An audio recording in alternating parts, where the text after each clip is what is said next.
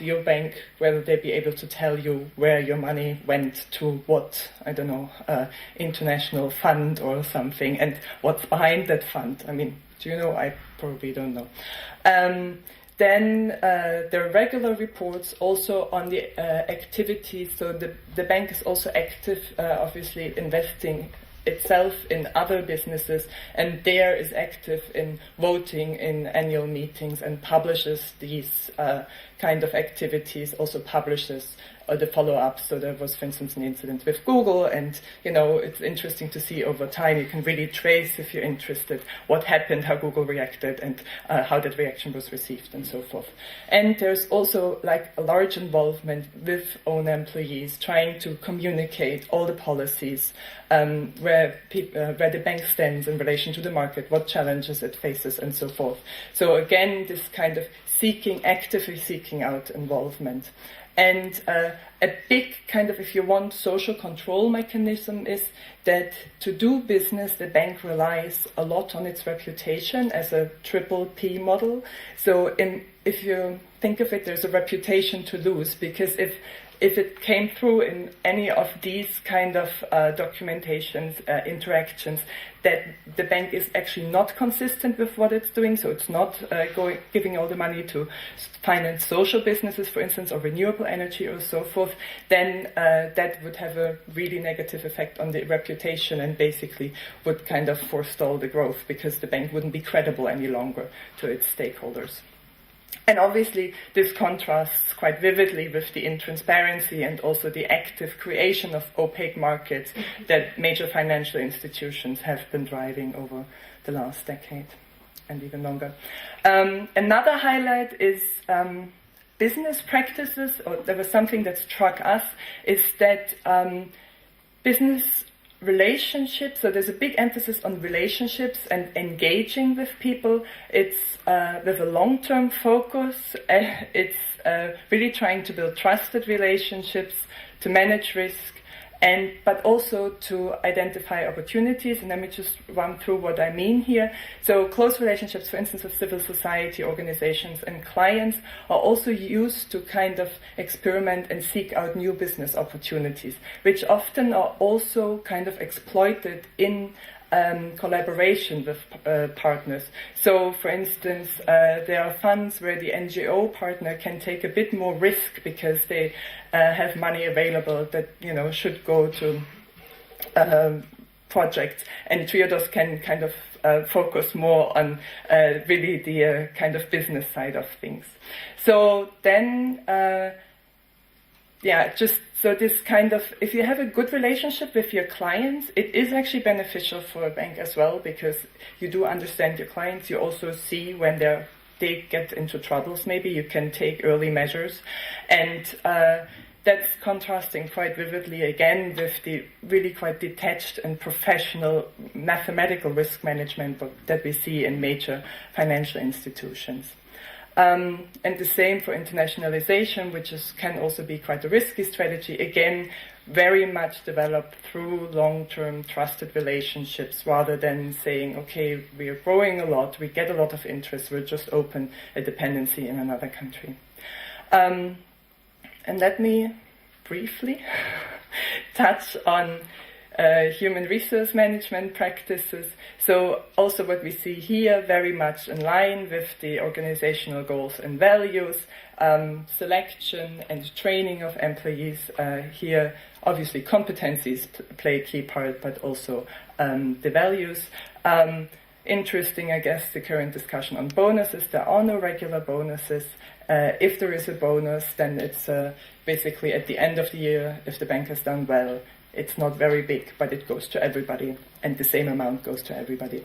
If there is a very good performance to be noted, and that I find quite interesting, then it's not being incentivized by promising a bonus up front, but it's recognized by being rewarded with a small bonus after the fact, so after you've demonstrated what's good performance.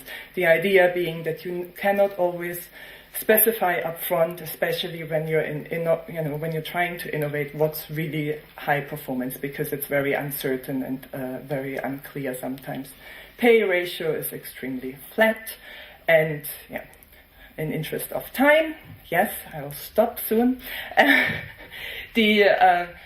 think it's worth mentioning the governance structure because that's quite unique. So instead of kind of going to the stock market and seeking capital there, there's an internal market which is overseen by a foundation, and only the foundation has voting rights.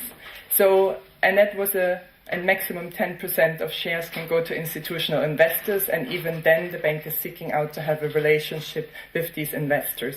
So there's a clear wish to be independent, to be in charge of what's happening, and not to kind of be pressured by financial markets, by needing to deliver short-term results each quarter. Okay, so I'm wrapping up. For stakeholder theory, I think what we can learn is that there is more than just being open to stakeholders. It's an active process of trying and seeking out stakeholders to become involved. It's also this explicit commitment to be transparent in all transactions really enables also stakeholder control. And at the same time, the involvement of stakeholders isn't seen as a must. It's actually an opportunity that helps to identify, innovation possibilities, and also helps to manage risk. Okay, so the message I want to leave you with, what we can learn, I think, from this case is that there's no quick fix to ingraining morals into banking. It's really about making a commitment of aligning organizational goals with organizational structures and business practices. Thank you very much.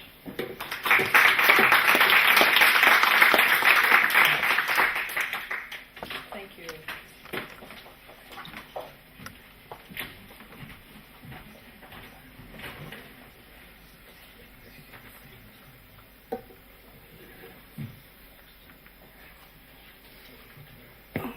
Are we having... Can I keep going? Okay. So... Yeah, so what I want to do is to give you some descriptive statistics about what our data says in terms of how the social enterprises that we've been studying, how they're financed, and what sort of needs they've voiced through our survey. So let me just begin by briefly reminding you what our data sets look like and where I'm going to be drawing some insights from. So first of all, we have 2 waves of data covering in the first wave close to 600 social entrepreneurs in 5 different countries, and then in the second wave we had to drop Sweden, so we have data on social entrepreneurs in 4 different countries. So again, those countries are the UK, they are Sweden, well, in the first wave Sweden, Hungary, Romania, and Spain. Okay. So again, I'm going to be using those 2 data sets more as a robustness check to sort of see, is the finding we find in that first wave, is it robust? Do we find it again in the second wave? But also to kind of try to see, is there some change that happened, particularly of interest given the sort of financial changes and sort of depression, let's say, that we have been experiencing. So it is interesting to even look at change over that small time period. Okay. So, I've just organized those statistics according to 6 topics or 6 questions I thought you might be asking yourself. So, we're interested in understanding behaviors of social enterprises that are market-orientated. So, meaning they're really selling a service, a product in the market. Of course, the question is, how much of their revenues is really coming from selling services in the market. So, how market-oriented are they really? So here's one answer. So one question we asked is, over the past 12 months, what sources of financing have you been relying on? So where does your liquidity come from? And the reply is that 55% of their liquidity comes from the sales that they make in the market. So that was in round 1, 55%. Of course, that differs quite a bit across countries. So Sweden is very much at the top of the league, let's say, with 72% of revenues coming from sales. In the middle, we have Spain and UK, more or less the same, 62% coming from engaging in market activities. And finally, at the bottom, we have Hungary and Romania, 37 and 28%. Now, what happened in the second round? Actually, that sort of a fairly robust average, I'd say. It stays around 50. Now it jumps up a bit to 57%. And here, in the second round, so in the second round, we decided to ask the question slightly differently. We wanted to sort of parcel out what percentage of those sales is coming from selling services to the public sector, to the governments. Yeah, so that was kind of an improvement on the first round question, and so now we have data sort of giving us a sense of how much of those sales is going to is through sales with the government versus through sales with other parties. And here, actually, the statistics look rather interesting. So we see now UK very much at the top of the league in terms of 26% of the sales that social enterprises in the UK are making is really with government. And so this really kind of resonates with the big society stories and much of what we hear about the public sector reaching out to social enterprises in the UK. But it's actually also quite high in Spain. So we see 18% of revenues coming from sales with government. And virtually nihil with governments in Hungary and Romania. So this is quite an interesting finding, particularly since you might imagine that there is particularly maybe a particular need for better social services in Eastern Europe, and yet government is not relying on social enterprises there. What's more here, just over when you compare those two rounds of data, you see actually that the reliance on sales has increased, in particular in UK and Spain. Yeah? So in UK now, on average, 71% of revenues comes from sales, and in Spain that's 68%. So that's another sort of interesting insight here. Okay, so of course this is descriptive, and there's many different ways of looking at these figures. One fact that struck us, and I already told Agnes about this, is that actually, we have quite a lot of female entrepreneurs in our sample. So 43% is actually very high. Compared to mainstream, any samples of mainstream businesses, that's more typically around 20%, although that varies very much across countries. But we have 43% of these of our enterprises are being run by women. So then, that sort of thought, well, how about how do women finance their activities in comparison to men? Is there any sort of significant difference there? And these are just very basic descriptive statistics and checking what the sort of where differences lie. And what's interesting here is to see that businesses run by men rely more on fees and sales in the market. Men also rely more on loans, in particular loans coming from banks, compared to female entrepreneurs. And when it comes to grants, we also see more men relying on grants from government. So that's somehow there are certain areas where there are significant differences in terms of how female and male entrepreneurs finance their activities, which is of course interesting. Of course, maybe we were just comparing apples and pies, and maybe the types of businesses they run are just really different. But of course, suppose we had this kind of ideal, thought experiment where we have two exact same enterprises, and then to see that still, even though they have the same objectives, same services that they want to launch, that even then they rely on different sources of finance, that would be quite an interesting insight. But that's not where we are now. Okay, so I've tuned in specifically on the sales because we talk about them being market orientated, but of course what's also interesting is just to look at the mixture of sources of finance that these social enterprises are relying on.